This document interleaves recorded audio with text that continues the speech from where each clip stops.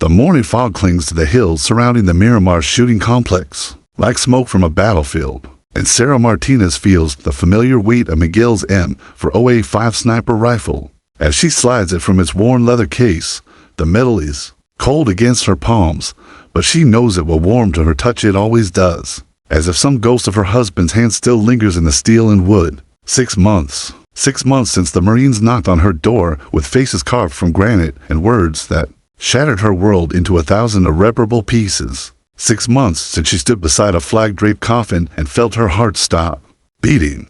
6 months of these Tuesday morning pilgrimages to this range, chasing Miguel's memory through the crosshairs of the scope he mounted himself, teaching herself to breathe again, one bullet at a time. The range is unusually busy today. Sarah notices immediately is the kind of situational awareness Miguel drilled into her during their weekend training sessions. Back when she thought he was just being paranoid about home security.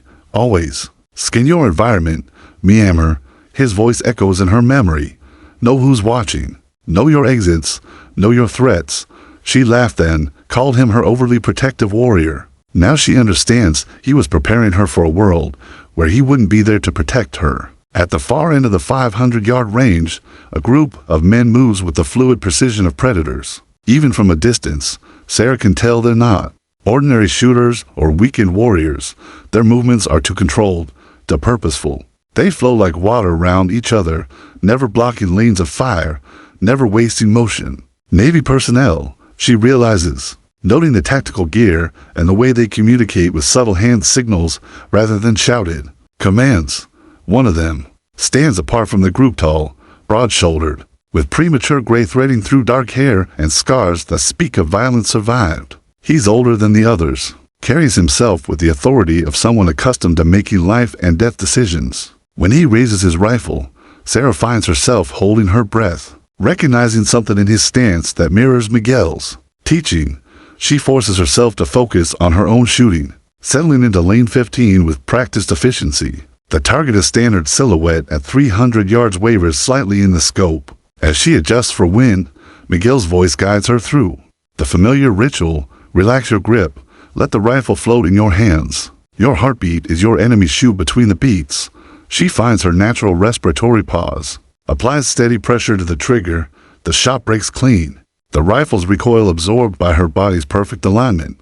Through the scope, she watches the bullet punch through the center of the target's chest, a killing shot. Miguel would have said with pride, but she's not satisfied, never satisfied. Each shot is a conversation with her dead husband, each bullseye a promise that his training won't die with him. She fires again and again. Each shot finds its mark with mechanical precision, the rifle singing its deadly song in her capable hands. The world narrows to the essential elements: target, crosshairs, breathing, trigger press. This is meditation. For her now, the only place where the crushing weight of grief lifts long enough to let her remember who she was before she became a widow, after her 10th shot hole dead center. Grouped so tightly they form a ragged hole no bigger than a silver dollar. Sarah allows herself a moment of satisfaction. Miguel would have been proud. Hell, he would have been amazed. She's shooting better now than when he was alive, as if his death has somehow transferred his skills directly into her muscle memory. That's when she notices the silence. The Navy team has stopped shooting, all of them. She can feel eyes on her, studying her with the kind of professional interest that makes her skin prickle. Slowly, carefully, she lowers the rifle and glances toward their position. The tall commander, she's certain now that's what he is, has turned his full attention to her. Even at this distance, she can feel the weight of his gaze, the assessment happening behind those battle-hardened eyes. He's not just watching her shoot, he's evaluating her, measuring something she doesn't understand. Sarah's heart begins to race, but not with fear, with recognition. This man looks at her the way Miguel used to look at enemy positions through his scope, calculating range, wind speed, the probability of success. But instead of planning destruction, he seems to be seeing possibility. She raises the rifle again, acutely aware of her audience now. The crosshairs find the target's center, but this time the shot feels different. This time, she's not just talking to Miguel's ghost, she's making a statement to the living. The bullet travels true, punching another perfect hole beside the others. When she lowers the rifle this time, the commander is walking toward her with slow, deliberate steps. His teammates watch but don't follow. Understanding this is something that needs to happen. Between just the two of them, Sarah's mouth goes dry as she realizes her morning routine has just taken a turn into uncharted territory. The perfect shot that started as grief therapy has somehow become an audition she never knew she was taking. The commander is still 50 yards away when Sarah's world begins to fracture at the edges. Memories bleeding through her carefully constructed defenses like water through a cracked dam. Miguel's calloused hands covering hers on this same rifle. His breath warm against her ear as he whispered corrections in that mix of English and Spanish. That was theirs alone. Feel the rifle's natural point of aim. Mi amor. Don't fight it, become one with it. The weapon is just an extension of your will, she protested then. 3 years ago on a different range, laughing nervously as he positioned her body with military precision. Why do I need to know this, Miguel? I'm a graphic designer, not a Marine. His face had grown serious, those dark eyes holding shadows she didn't yet understand. Because someday I might not be here to protect you, and if that day comes, I need to know you can protect yourself. The rifle trembles almost imperceptibly in her hands, now not from weakness, but from the controlled violence thrumming through her nervous system. Miguel had been right about everything. The breathing techniques that seemed excessive during their weekend sessions now feel as natural as her heartbeat. The way he taught her to read wind patterns through grass movement, to calculate bullet drop across impossible distances, to find her target in the space between one breath and the next. Sarah chambers another round with mechanical precision, the bolt sliding home with a metallic whisper that speaks of death and purpose. Through her peripheral vision, she tracks the commander's approach. He moves like Miguel used to move, with the predatory grace of someone who has killed and knows he might need to kill again. But he's not threatening her, he's studying her. The target at 300 yards wavers in her scope as she settles into her shooting position. Miguel's voice guides her through the familiar litany of precision. Consistency is everything. Same grip pressure, same cheek weld, same sight picture. Your body is a machine to make it perform the same way every time. She can almost feel his ghostly presence behind her, watching her technique with the critical eye of a master teaching his apprentice. The shot breaks clean. The rifle's recoil driving back into her shoulder with familiar force. Through the scope, she watches the bullet tear through the target's center mass, another perfect hit. But something has changed in the quality of silence around her. The other shooters on the line have stopped their activities, drawn by the uncommon sound of precision. Sarah's shooting doesn't just sound good, it sounds professional, deadly. She works the bolt again, the spent brass case ejecting in a golden arc that catches the morning sunlight. The movement is automatic now. Muscle memory burned into her neural pathways through months of obsessive practice. Miguel had insisted on teaching her the fundamentals properly, no shortcuts, no civilian compromises. If you're going to learn this, you learn it right. Your life might depend on it someday. The commander has stopped walking. He's maybe 30 yards away now, close enough for Sarah to see the assessment happening behind his weathered features. She recognizes the look because she'd seen it in Miguel's eyes. Whenever he evaluated enemy positions or potential threats, this man is calculating her capabilities, measuring her against some internal standard she doesn't understand. Sarah raises the rifle again, acutely conscious of her audience but refusing to be intimidated by it. The crosshairs find their mark with practiced ease. She's shot this distance so many times. She could probably do it blindfolded, but this shot feels different. This shot carries weight beyond the simple physics of bullet trajectory and terminal ballistics. Miguel's final video call flashes through her memory, his face gaunt with exhaustion, desert camouflage streaked with dust and something darker. I'm proud of you, Sarah. Proud of how strong you've become. If something happens to me. She cut him off then, refusing to hear those words, demanding he promise to come home safe. Now she wishes she'd let him finish, wishes she knew what he'd been trying to tell her in those final moments. The trigger breaks under steady pressure, the rifle bucking against her shoulder as the bullet races toward its target. Through the scope, she watches it strike dead center, expanding the ragged hole she's been carving in the silhouette's chest. 10 shots, all within a circle smaller than her fist at 300 yards. Miguel would have called it sniper-grade accuracy. Commander Jake Thompson, though Sarah doesn't know his name yet, feels his breath catch in his throat. He's watched thousands of shooters over his 15-year career, from green recruits who couldn't hit a barn door to Delta Force operators who could put rounds through keyholes at impossible distances. But this woman, this civilian widow, is shooting like someone trained by a true professional. More than that, she's shooting like someone who understands that accuracy isn't about impressing others. It's about survival. Sarah lowers the rifle. Slowly, her hands steady despite the adrenaline coursing through her system. She can feel the commander's approach without looking. Her situational awareness heightened by months of living alone, of existing in a world that suddenly feels less safe without Miguel's protective presence. When she finally turns to face him, her green eyes hold depths of loss and determination that stop him in his tracks. "Ma'am," he says quietly, his voice carrying the authority of someone accustomed to command but softened by genuine respect. That was some exceptional shooting. Sarah's throat constricts. She knows this moment will change everything, though she can't yet understand how. The morning that started as grief therapy has become something else entirely: an audition, a test, a doorway into a world she never knew existed. Miguel's ghost seems to whisper in her ear, "This is what I trained you for, mi amor. This is why." Sarah's hands move with deliberate precision as she secures Miguel's rifle in its case. Each motion a ritual burned into muscle memory through months of repetition. The leather is worn smooth from her husband's hands, bearing scuff marks from deployments to places whose names she's only heard whispered in news reports. Her fingers trace the familiar gouges and scratches, each one a story Miguel never lived to tell. Each mark a piece of history written in a language of violence and survival. The commander hasn't moved closer, but his presence fills the space between them like an electric charge before lightning strikes. Sarah can feel his eyes cataloging every detail of her movements, the way she handles the weapon with professional care, how she unconsciously maintains muzzle discipline even with an unloaded rifle, the practiced efficiency that speaks of training. Far beyond civilian standards, she's being evaluated, measured against criteria she doesn't understand by a man whose scarred hands and 1,000-yard stare mark him as someone who has walked through hell and emerged functional. Her heart hammers against her ribs as she latches the rifle case. The metallic click unnaturally loud in the morning stillness. The other shooters on the line have fallen silent, their attention drawn by something indefinable in the air, the sense that they're witnessing a moment that will reshape the trajectory of a life. Sarah can feel their curious gazes, but all that matters is the man standing 30 feet away.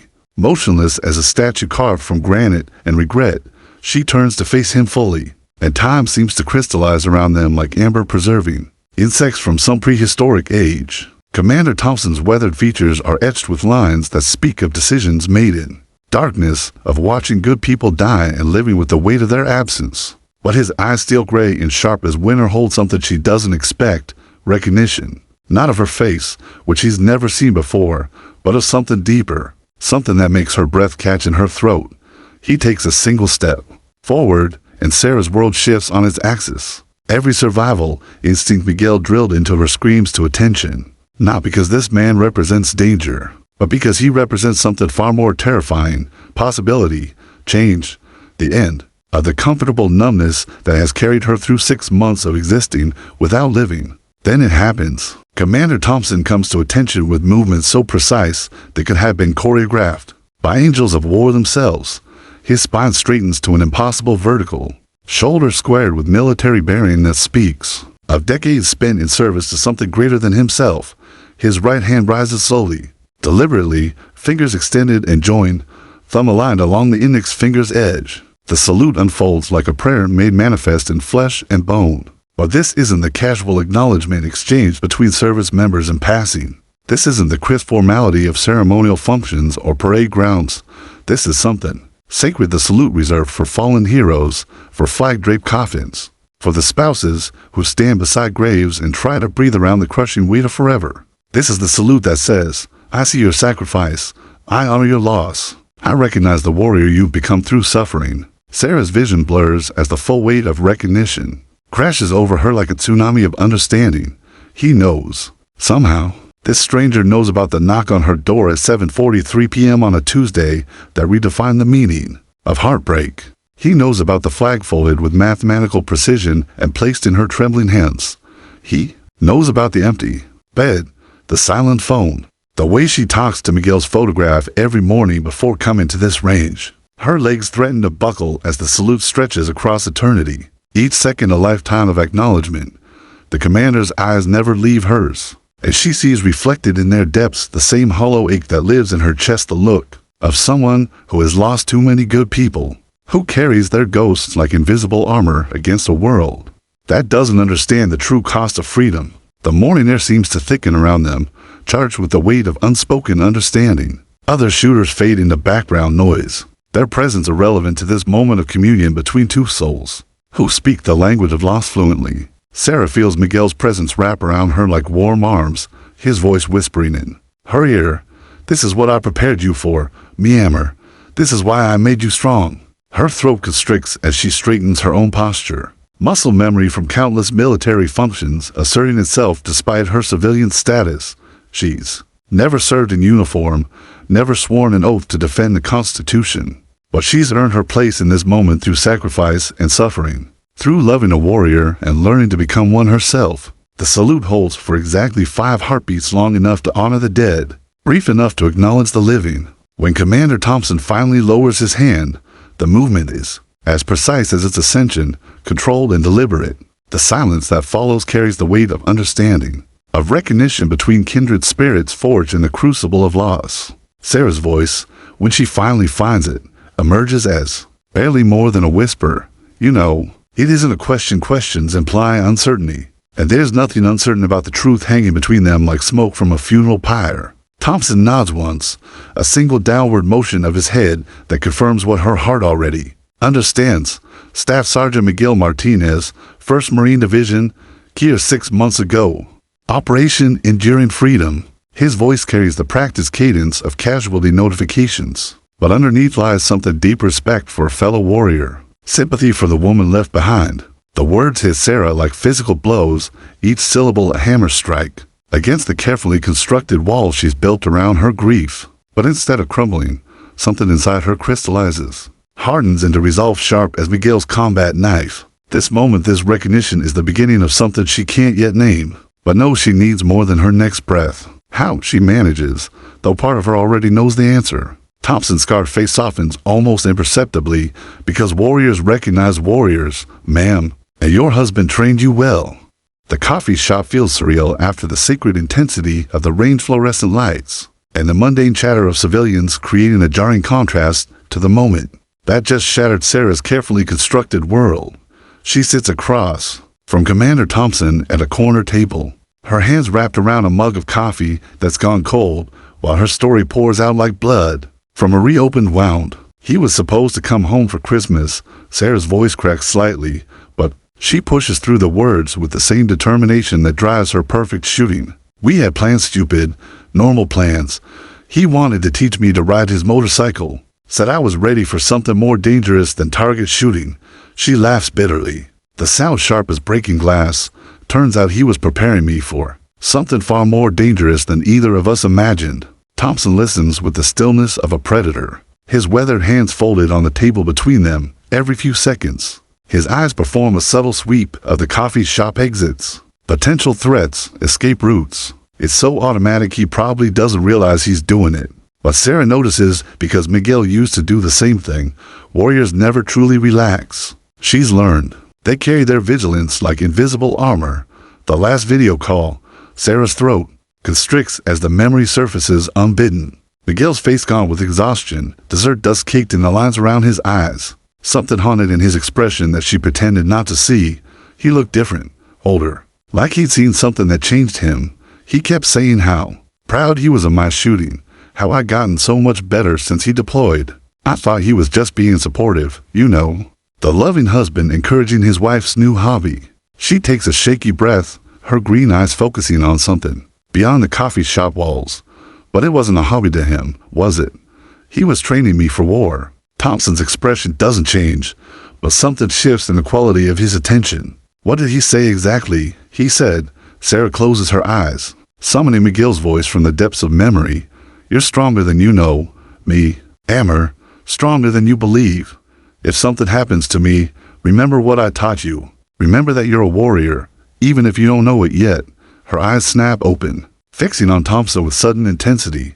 I thought he was being melodramatic. Marines and their hero complexes, right?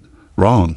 Thompson's voice carries the weight of absolute certainty. Staff Sergeant Martinez saw something in you that you haven't seen yet. He trained you because he recognized potential, the kind that can't be taught, only awakened. Sarah feels something. Cold unfurl in her chest, a presence she's never acknowledged but has always carried. What are you talking about? Thompson leans forward slightly, his gray eyes boring into hers with laser intensity. You've been coming to that range for 6 months, shooting at distances most civilians can't even see clearly. Your groupings would make Marine snipers jealous, but it's not just your accuracy, it's your awareness. You cataloged every person on that range before you fired your first shot. You positioned yourself with clear sightlines and easy egress. You handled that rifle like it was an extension of your body. The words hit Sarah like physical blows, each observation stripping away another layer of the comfortable delusion she's been living. That's just what Miguel taught me. Exactly. Thompson's voice drops to barely above a whisper. He taught you to think like a warrior, to move like a warrior, to survive like a warrior. The question is, what are you going to do with what he gave you? Sarah's hands begin to tremble, not with weakness, but with the recognition of something powerful stirring to life inside her chest. I don't understand. Your husband didn't just teach you to shoot, Mrs. Martinez. He taught you to kill. The words hang in the air between them like smoke from a fired weapon. The way you handle that rifle, the precision of your shots, the tactical awareness you display, that's not grief therapy. That's combat preparation. The coffee shop seems to recede around them as Sarah's world tilts on its axis. Every memory of her training with Miguel takes on new meaning, the way he insisted on teaching her to shoot from unconventional positions, his emphasis on rapid target engagement, the scenario-based exercises he called games, but now she realizes were combat simulations. He knew, she whispers, the truth crystallizing with painful clarity. He knew he might not come back, so he turned me into exactly what you needed to become to survive without him. Thompson's voice is gentle but implacable. The question is, are you going to honor that gift by letting it rot in a civilian life that will never satisfy the warrior he awakened in you? Or are you going to become what he saw in you from the beginning? Sarah's pulse quickens as something primal and long-buried begins to stir in her depths. What are you saying? Thompson reaches into his pocket and places a business card on the table between them. The logo is simple cross rifles over an eagle, but the weight of possibility it carries is immense. I'm saying there are people in this world who need protection, people whose lives depend on having someone with your skills watching over them. Miguel prepared you for this moment, Mrs. Martinez. The only question is whether you're brave enough to step into it. Sarah stares at the card as if it might explode, understanding that touching it will irrevocably change the trajectory of her life. The comfortable numbness of grief will be replaced by something far more dangerous, purpose, meaning, the chance to transform her loss into a weapon that protects others from experiencing the same devastating emptiness. He saw the warrior in me, she repeats Thompson's earlier words, tasting their truth like copper on her tongue. He did, and now I do too. Thompson stands slowly, his movement fluid despite his obvious age and accumulated injuries. Take some time to think about it. But don't take too long. The world doesn't wait for warriors to decide they're ready. As he walks away, Sarah's fingers hover over the business card like a moth drawn to flame. Miguel's voice echoes in her memory. You're stronger than you know, Miammer. For the first time in 6 months, she begins to believe he might have been right. 3 days later, Sarah finds herself in a different coffee shop, entirely one Thompson chose. She realizes now, for reasons that have nothing to do with their lattes, the location sits at the intersection of 3 major highways with multiple exits, clear sightlines in all directions, and the kind of industrial anonymity that screams operational security. She's learning to read the world through warriors' eyes, seeing threats and advantages where once she saw only mundane civilian infrastructure. Thompson arrives exactly on time, moving through the sparse crowd with the fluid awareness of a shark, navigating familiar waters. He's changed from his range attire into civilian clothes that somehow make him look more dangerous. Not less jeans and a worn leather jacket that can't quite conceal the telltale bulge of concealed carry. Sarah recognizes the signs now because Miguel wore that same careful casualness, that studied attempt to blend into a world that would never truly understand what they were. You came, he says, settling into the chair across from her with his back to the wall, eyes automatically cataloging exits and potential threats. That tells me something important. That I'm curious? Sarah's voice carries a tremor she can't quite suppress. 3 days of sleepless nights have left her feeling raw, exposed, like a nerve ending touched by electric current. She's thought of little else but his words at the range. The business card that sits in her purse like a loaded weapon waiting to discharge. That you're ready. Thompson's gray eyes hold hers with unwavering intensity. Curiosity would have kept you at home, safe in your grief. Coming here means some part of you already knows what I'm about to offer. The words hit Sarah like a physical blow, truth delivered with surgical precision. She has been hiding in her grief, using it as armor against a world that suddenly feels too sharp. The danger is without Miguel's protective presence, but underneath, the comfortable numbness, something else has been growing, a hunger she doesn't understand, a restlessness that target practice can't satisfy. Thompson leans forward, dropping his voice to the tone reserved for classified briefings. What I'm about to tell you doesn't leave this table. Understood? Sarah nods, her pulse quickening with an anticipation that tastes like copper and adrenaline. There's a program off the books, funded through channels that don't officially exist. We call it Guardian Angel. We take military spouses and veterans who've lost their way, people with skills but no direction, and we give them purpose. His weathered hands fold on the table, scarred fingers interlace like weapons at rest. We train them to protect people who can't protect themselves. Corporate executives whose lives are threatened, witnesses in federal cases, families of deployed, service members who've made enemies. Sarah's breath catches. You're talking about bodyguard work. I'm talking about war. Thompson's voice carries the weight of absolute conviction. War fought in boardrooms and suburban neighborhoods, in shopping malls and school parking lots. The kind of war where the enemy doesn't wear uniforms, and the battlefield looks like everyday America. The coffee shop seems to fade around them as Sarah's world narrows to the space between her and this man who's offering to transform her life into something unrecognizable. What makes you think I could do something like that? Thompson's smile is sharp as a blade. Because you already are. You've been conducting surveillance on every person who enters your neighborhood for 6 months. You've memorized the license plates of unfamiliar cars. You sleep with Miguel's sidearm under your pillow and check door locks 3 times before bed. You're not grieving, Mrs. Martinez, you're hunting. You just don't have a target yet. The words strip away every comfortable lie Sarah has told herself about her behavior since Miguel's death, the hypervigilance she attributed to trauma, the tactical awareness she dismissed as paranoia, the way she unconsciously positions herself for rapid response. In every situation, it's all been preparation for something she didn't realize she was training for. The program is 12 weeks. Thompson continues, his voice hypnotic in its certainty. Intensive training that will push you beyond every limit you think you have. Advanced combat techniques, tactical driving, threat assessment, close protection, protocols. We'll teach you to fight with your hands, with weapons, with your mind. We'll show you how to keep people alive when everyone else wants them dead. Sarah's hands tremble as she reaches for her coffee, the ceramic mug suddenly feeling as heavy as Miguel's rifle. And after the training, you become exactly what your husband saw in you, a guardian angel with the skills of a warrior and the heart of a protector. You'll work contracts that matter, assignments that save lives, missions that honor every sacrifice Miguel made. Thompson's eyes bore into hers with laser intensity. Your grief becomes your weapon. Your loss becomes their salvation. The offer hangs between them like smoke from a funeral pyre, beautiful and terrible in its implications. Sarah understands that accepting means abandoning every safe, normal future she might have imagined. No quiet suburban life, no healing through therapy and time, no gradual return to the woman she was before loss redefined her. Instead, she'll become something new, something dangerous and necessary, forged from pain into purpose. There are risks. Thompson continues, his honesty as brutal as his recruitment pitch. The people we protect have enemies willing to kill to reach them. Some of our guardians don't come home from assignments. Others find the work changes them in ways they didn't expect. Changes them how? Thompson's scarred face grows thoughtful. They discover they were always warriors. They just needed permission to embrace it. Sarah stares at the business card she's finally pulled from her purse. Its simple design belying the seismic shift it represents. Miguel's voice whispers in her memory, "You're stronger than you know, mi amor." For the first time since his death, she begins to understand what strength really means. When do I start?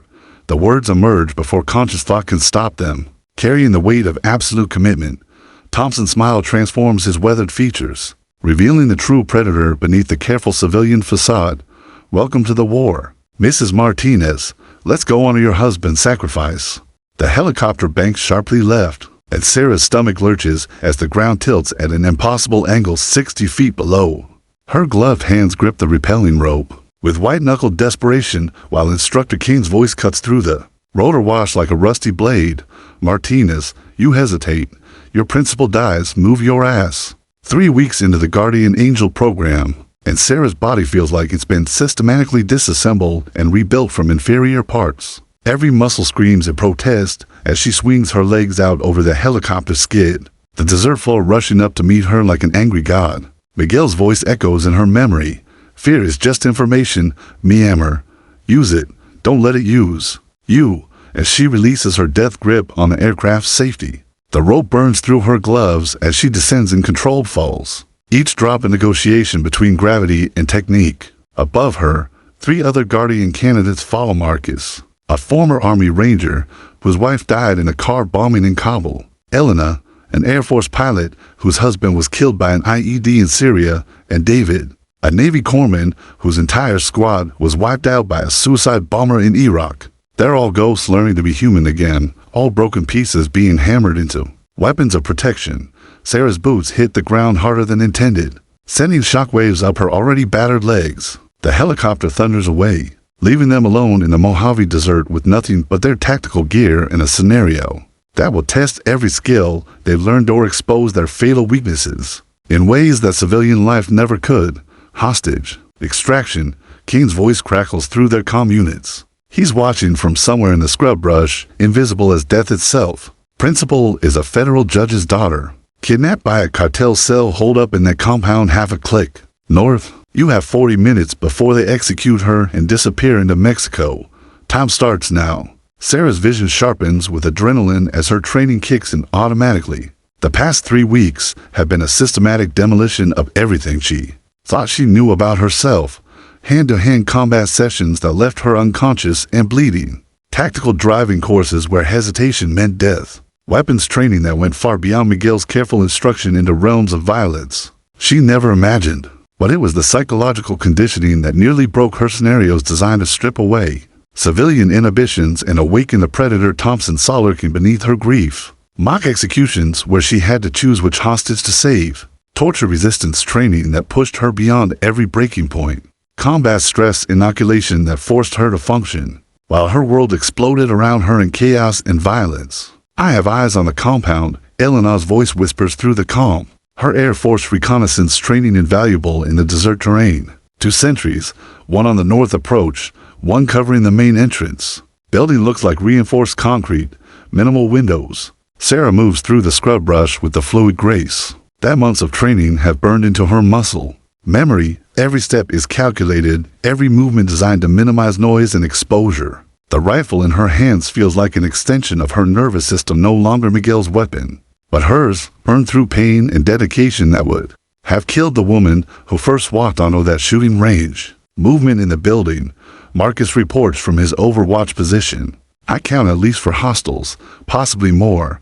They're getting agitated about something. The mock compound ahead looks exactly like the real targets they'll face once this training ends. Dirty concrete walls, reinforced doors. Kill zones designed to channel attackers into crossfires. But Sarah's mind processes it differently now, seeing not obstacles, but opportunities. Cover and concealment. Angles of approach.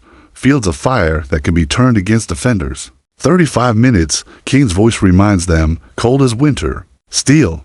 Tick-tock, Guardians. Sarah signals her team with hand gestures that have become second nature. Complex tactical communications that civilian Sarah could never have comprehended. They move like a pack of wolves now, their individual skills merged into something greater than the sum of their parts. The grief that brought them here has been transformed into something weaponized, purpose-driven, deadly. The first sentry never sees her coming. Sarah emerges from the brush like a ghost, her knife finding the precise spot Miguel showed her years ago between the ribs, angled upward, straight into the heart. The man drops without a sound, his weapon sliding silently into her hands. The civilian part of her mind recoils in horror at what she's just done. But the warrior Thompson has awakened, simply notes the tactical advantage gained. Sentry down, she whispers into her calm. her voice steady despite the magnitude of the line she's just crossed. North approach is clear. The breach goes like clockwork, explosive charges, tactical entry, controlled violence that sweeps through the compound like a hurricane of precision. Sarah moves through smoke and chaos with the fluid grace of someone born for this work. Her rifle speaking in sharp syllables that drop targets with surgical efficiency. When the smoke clears, she stands over a hostage, a training mannequin, rigged with sensors to record whether their rescue was successful or if civilian casualties would have resulted from their approach. The sensors glow green, indicating mission success. Around her, the compound is silent except for the ringing in her ears and the sound of her own controlled breathing. Time. Kane's voice announces 32 minutes, 18 seconds. Textbook. Execution. Sarah lowers her rifle. Her hands rock steady despite the adrenaline coursing through her system like liquid fire. The woman who hesitated to shoot paper targets 6 months ago has just led a team through a combat scenario that would challenge seasoned special operations units. The transformation is complete. Miguel's widow has died, and something far more dangerous has taken her place. But as she looks at her blood-stained hands, Sarah realizes the most terrifying truth of all. She's never felt more alive, more purposeful, more like the person she was always meant to become. The grief that nearly destroyed her has been forged into a weapon that will protect others from experiencing the same devastating loss. She is no longer Sarah Martinez, grieving widow. She is Guardian Angel 6, and she is ready for war. The conference room in the nondescript office building feels too small to contain the weight of the decisions spread across the polished table, like tarot cards revealing possible futures. Sarah stares at the 3 manila folders, each one representing a path that will define the rest of her life, each offering a different kind of war to fight in the shadows of American society. 12 weeks of hell have ended, but the woman who sits in this chair bears little resemblance to the grieving widow who first picked up Miguel's rifle 6 months ago. Sarah's body is lean muscle and controlled violence now, her hands bearing the calluses of weapons training and the small scars that mark someone who has learned to fight with everything at her disposal. Her green eyes hold depths that weren't there before, the 1,000-yard stare of someone who has looked into the abyss and emerged functional, if not entirely unchanged. Commander Thompson sits across from her, his weathered features betraying nothing as he watches her process the options. 3 other Guardian Angel graduates flank him. Mark is heading to Manhattan for executive protection. Elena accepting a federal detail in Washington. David taking a teaching position at a police academy in Phoenix. Each has found their calling. In the aftermath of loss, their grief transformed into purpose through systematic brutality. Option 1, Thompson says, tapping the first folder with a scarred finger. Executive protection in New York. Tech billionaire whose algorithms have made him enemies in 3 different countries. The pay is excellent, the work is challenging, and the threat level is manageable. You'd be protecting someone whose innovations might change the world. Sarah opens the folder, scanning photographs of penthouse apartments and armored limousines. Threat assessments written in the clinical language of professional violence. Is everything a newly minted Guardian should want: prestigious, well compensated, the kind of assignment that builds careers in the shadow world of private security. But something about it feels hollow, like putting magnificent training to mundane use. Option 2. Thompson's voice carries the weight of federal authority as he indicates the second folder. Witness protection detail.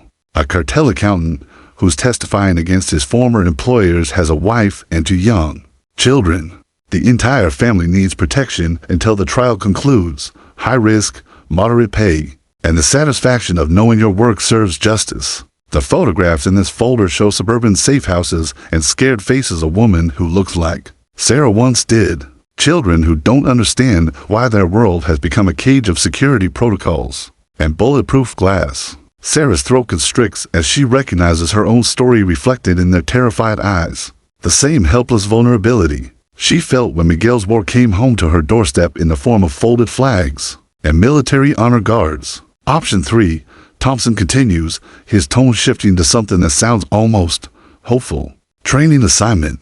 We want you to develop and run a specialized program for military spouses whose husbands or wives have been killed in action. Teach them what Miguel taught you: how to transform grief into strength, loss into purpose. Sarah's pulse quickens as she opens the final folder, revealing photographs that hit her like physical blows. Women who look like she once did, hollow-eyed, broken, existing rather than living. Military spouses trapped in the amber of grief, unable to move forward, but incapable of going back. Each face tells the same story she knows by heart.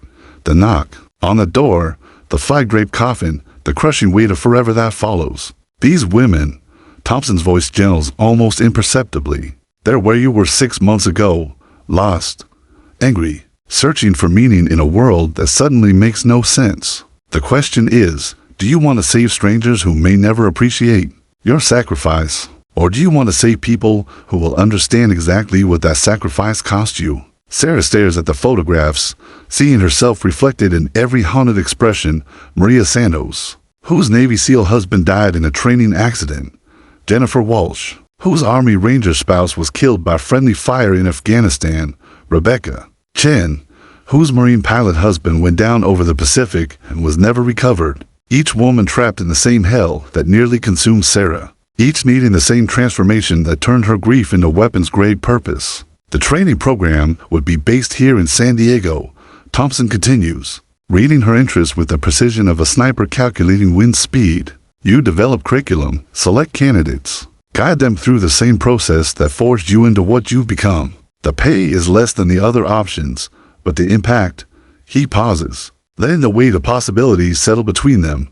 The impact could be generational. Sarah's hands tremble slightly as she closes the folders, her decision crystallizing. With the clarity of a perfect shot, the executive protection work would utilize her skills, but serve only money. The witness protection detail would serve justice, but help only strangers. But the training program, that would serve something greater than either wealth or justice. It would serve the sacred bond between warriors. The understanding that those who have walked through hell have an obligation to guide others along the same path. I see Miguel in all of them, she whispers, her voice barely audible above the air conditioning's hum. The same look he had when he was trying to tell me something important, but didn't know how to say it. Thompson nods slowly, understanding passing between them like electricity. He saw the warrior in you before you saw it yourself.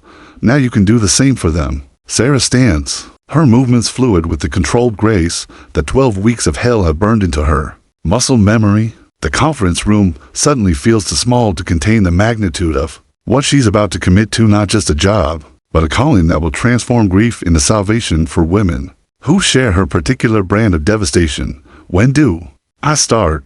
She asks, her voice carrying the steel-wrapped and velvet tone that has become her trademark. And how soon can we get the first class together? Thompson's smile transforms his scarred features, revealing the pride of a master craftsman watching his finest creation choose its own purpose. Welcome to your real mission, Guardian Angel 6. Let's go build an army of widows who refuse to stay broken. Outside the conference room windows, San Diego spreads beneath a cloudless sky, unaware that its protection has just been entrusted to a woman who learned to transform love into lethal purpose, who discovered that the deepest grief can be forged into the strongest armor.